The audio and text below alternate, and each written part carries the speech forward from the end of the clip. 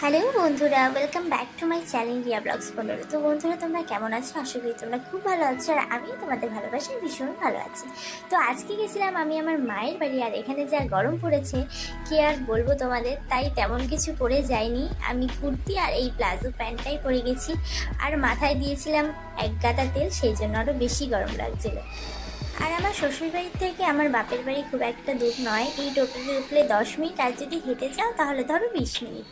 তো মাত্র আমি ও বাড়ি থেকে আসলাম, আর এসে এই যে দেখছো এই পরে আছি ফুলাতা একটা কুর্তি, তো সেটাই এখন আমি চেঞ্জ করব।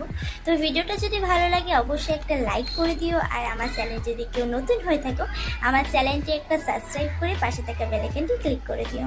তো ভিডিওটি দেখতে থাকো, আশা করি তোমাদের ভালো লাগবে। এবার আসি আসল কথা, কেন আমি মায়ের বাড়ি গিয়েছিলাম। সত্যি কথা বলতে কি, আমার না গত এক সপ্তাহ ধরে ভীষণ মাথা ব্যথা করছে। জানি না কেন, কি হয়েছে। ওষুধ খেয়েছি, চা খেয়েছি, কোনো কিছুতেই কোনো কিছু হচ্ছে না।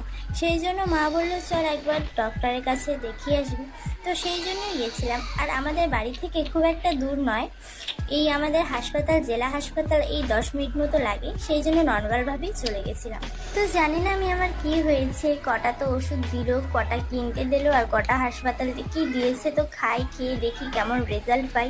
আবার যদি মনে করো ব্যথা হয় তাহলে একটা কোনো ভালো প্রাইভেট ডক্টরের কাছে দেখাবো, কারণ আবার ছোটোখাটো কিছু হলে না আমি হুট করে কোনো প্রাইভেট ডক্টরের কাছে চলে যাই না।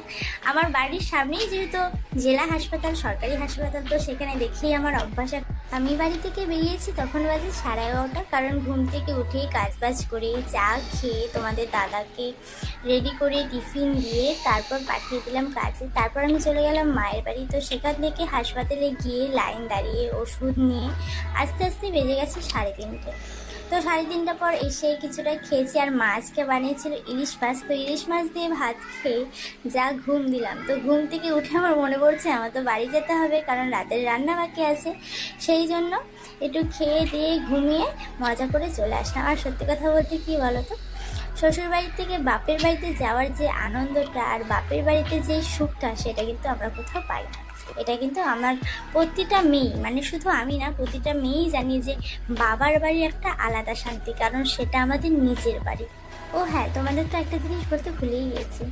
আমি যেই মেডিসিনের দোকান থেকে মেডিসিন কিনছিলাম সেখানে না আমার ফোনটা আমি ফেলে দিয়ে চলে এসেছিলাম।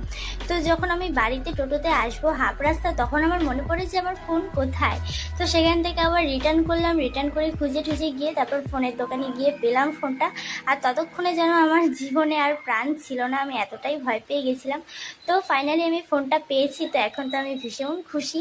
তাই তোমাদেরকেও খুশি করতে ভিডিওটা দিয়ে দিলাম। ভিডিওটা ভালো লাগলে একটা লাইক করে দিও। দেখা হবে ভালো একটা ভিডিওতে। Tata, by.